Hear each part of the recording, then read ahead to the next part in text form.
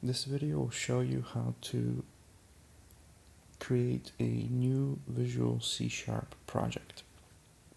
So we're going to start by clicking on the Start button. We're going to type Visual, start the Visual Studio 2017. Then I'm going to click File, New, Project.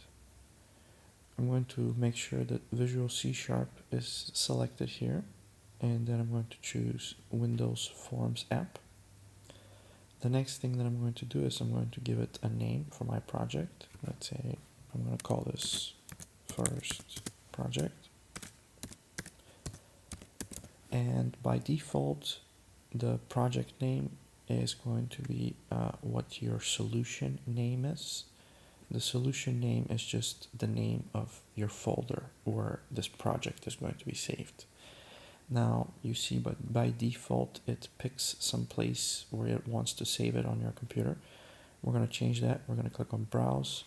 I'm going to go to the desktop, and on the desktop I have already created a folder called C# projects. I'm going to save this project in there. So I'm going to select this folder, and then I'm going to save my first project in the C# projects folder, which is on my desktop. And I'm just going to click OK at this point.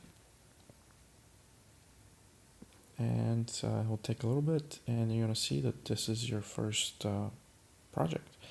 You're going to notice that the first project is what's the title on the top of the window.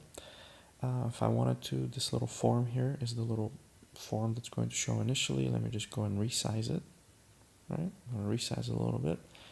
And then in order to save the project, I can just do File, Save All. At that point, the project is saved and I can close it.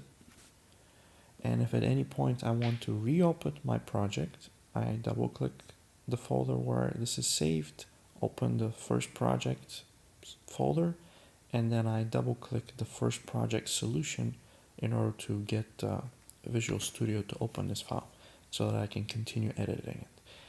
And that is how you create a project, save it, and reopen it in Visual Studio for C#.